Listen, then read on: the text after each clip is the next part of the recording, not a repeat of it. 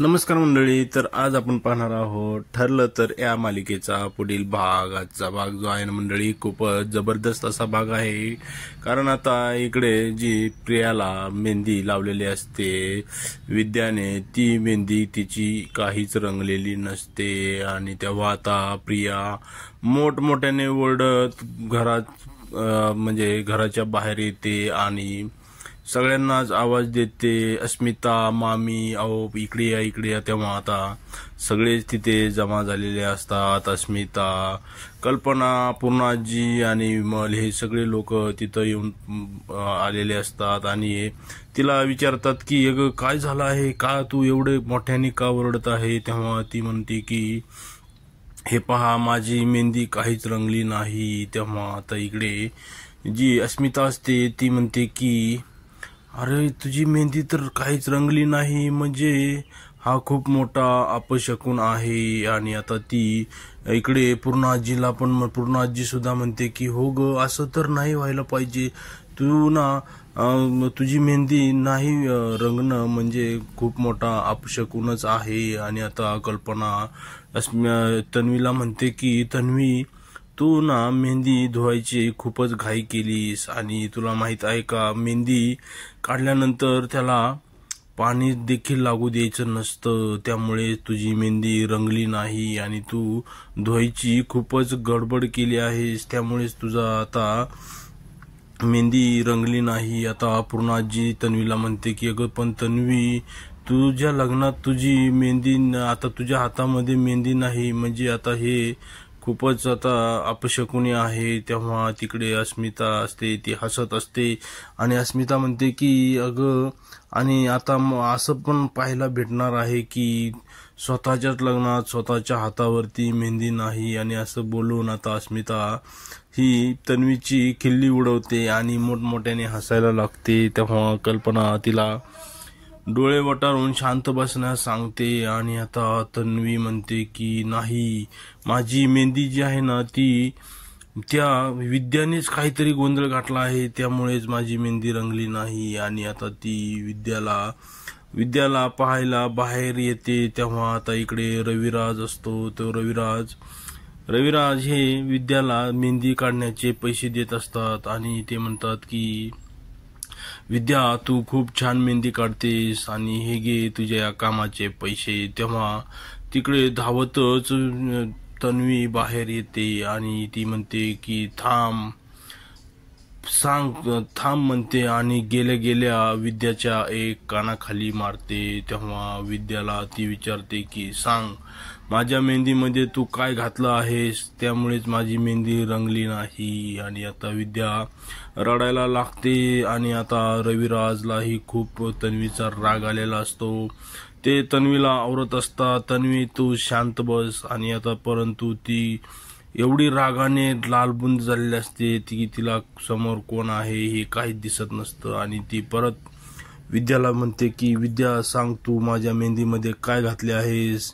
तेव्हा विद्या तिला म्हणते की अहो मी काहीच घातले नाही, माझी रेग्युलर जी आहे तीच मेहंदी आहे आणि आता ती तुमच्या हातावर रंगली नाही. म्हणजेच असं होत असतं की काही काही लोकांच्या हातावरती मेहंदी रंगत नाही, त्यामुळे मी त्यामध्ये काही केलेलं नाही. ती परत आता तन्वी विद्याला आणखी एक जोरात कानाखाली मारते आणि आता ती म्हणते की सांग, तुला त्या सायलीनीच काहीतरी त्यामध्ये घालण्यासाठी सांगितलं आहे. तेव्हा ती म्हणते की नाही, मी असं काही केलेलं नाही. आणि आता रविराज जे तिला पैसे दिलेले असतात ते आता तन्वीने हिसकावून घेतलेले असतात आणि तुला एक दमडीही देणार नाही, तू आता इथून चालती हो, असं बोलून आता तिने तिला धक्का देऊन घराच्या बाहेर काढलेलं असतं. आणि आता रविराज खूप चिडलेले असतात. रविराज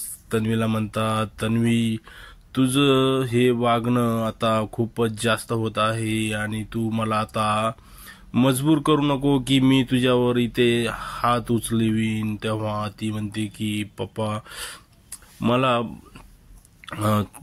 ती म्हणते की बाबा, तुम्ही पाहताय ना माझ्या हातावरची मेहंदी काहीच रंगलेली नाही. तेव्हा तो म्हणतो की तू जेव्हा घरात गोंधळ घालायचीस तेव्हाही ते ठीक होतं, परंतु आता इकडे सासरच्या मंडळींसमोर सुद्धा तुझा गोंधळ चालू आहे. आता मी तुला मला तुझ्यावर हात उगारल्याशिवाय आता गत्यंतर नाही असं बोलून आता तो तिला फरफटत घरात घेऊन जातात. आणि इकडे आता कल्पना ही विद्याची माफी मागत असते आणि विद्याला सांगत असते की बाळा, याच्यामध्ये तुझी काहीच चूक नाही आणि तू आता जा इथून असं बोलून आता विद्या ही सायलीकडे आलेली असते आणि सायलीला सांगत असते की तिकडे काय काय घडलेलं आहे. आता सायलीला तन्वीचा खूप राग आलेला आहे आणि ती कुसुमताईला सांगत असते की कुसुमताई, आतापर्यंत आपण ह्या प्रियाचे खूप नाटकं सहन केले आहेत, परंतु आता आपल्याला हिचं काही आता आपल्याला ऐकून घ्यायचं नाही आणि सहनही करायचं नाही. आता मी तिला चांगलाच धडा शिकवणार आहे असं बोलून आता ती रात्र झालेली असते आणि आता इकडे अर्जुन हा त्याच्या खोलीमध्ये रडतच बसलेला असतो, कारण त्याला सायलीची खूप आठवण येत असते. त्याला परत सायलीला त्याने कसं बस स्टँडमध्ये प्रपोज केलं होतं सगळ्यांसमोर वगैरे, ते सगळ्या गोष्टी त्याला आठवत असतात आणि तो आता खुर्चीत बसून रडत असतो. आता इकडे सायली ही गेटच्या बाहेर आलेली असते आणि ती गेटमधून आत येताच तिलाही अर्जुन आणि तिच्या सगळ्या गोष्टी आठवायला लागतात. त्यांचं लग्न कसं झालं होतं आणि ते घरामध्ये कशी आली होती, त्यानंतर त्यांनी जे दिवस अर्जुन सोबत घालवले आहेत ते सगळे दिवस आता सायलीला सुद्धा आठवत असतात. आणि सायली आता अर्जुनच्या रूममध्ये जाण्याचा प्रयत्न करत असते, परंतु तिला इकडे काहीच म्हणजे घरातून आतून जायला काही चान्स नसतो. तेव्हा ती इकडे काहीतरी शोधत असते, तेव्हा तिला एक खाली शिडी पडलेली दिसते आणि आता सायलीने ती शिडी घेऊन आता सायली त्या शिडीवरती चढून वरती अर्जुनच्या खिडकीपाशी गेलेली असते आणि अर्जुन हा अपोजिट साईडला तोंड करून बसलेला असतो आणि सायली त्याला आवाज देत असते की अहो इकडे पहा, मी आली आणि तुम्ही असं का करता, मी किती दिवस झालं तुमच्याशी भेटण्याचा प्रयत्न करत आहे. असं तसं सायली त्याला बोलत असते, परंतु अर्जुनला काहीच आवाज जात नाही आणि अर्जुन तसाच बसून असतो, कारण अर्जुनला बसल्या जागीच आता झोप लागलेली असते. परंतु आता इकडे जी प्रिया आहे ती बाहेर आलेली असते आणि ती पाहते की वरती शिडीवरती कोणतरी चढलेलं आहे. तेव्हा ती येऊन आता बाहेर येऊन पाहते तर तिला सायली दिसते आणि आता ती शिडी पकडून खूप हलवायला जोरात हलवायला लागते आणि आता सायलीने शिडीवरून खाली उडी मारलेली असते. आता ती प्रिया तिला म्हणते की सायली, तू इकडे काय करत आहे, तू माझ्या नवऱ्याला भेटण्यासाठी इकडे आली आहेस का. तेव्हा आता सायली तिला म्हणते की तुझा नवरा कधी झाला ग, तो तर आणखी माझाच आहे आणि तो माझाच राहणार आहे. आता दोघींचे खूपच जोरात भांडण चालू असतं आणि आता इकडे आता आपल्याला पुढील भागामध्ये पाहायचं आहे मंडळी की आता अर्जुनला उद्याच्या भागामध्ये पाहायला मिळणार आहे की अर्जुनला खूपच ताप आलेला आहे आणि आता अर्जुनला हॉस्पिटलमध्ये ऍडमिट करायचं आहे. आणि इकडे तन्वीनेही सांगितलेलं आहे की रात्री गुपचूप सायली ही अर्जुनच्या रूममध्ये येऊन गेली आहे, म्हणून आता घरच्यांना सायलीवरच काहीतरी आता नवीन आरोप ही तन्वी करणार आहे की तिनेच अर्जुनला काहीतरी केलं आहे. आता हेच आपल्याला पुढील भागामध्ये पाहायला मिळणार आहे मंडळी. तर आपण पुढील भाग आणि आजचा भाग पाहायला विसरू नका आणि आपल्या चॅनललाही सबस्क्राईब करायला विसरू नका. धन्यवाद.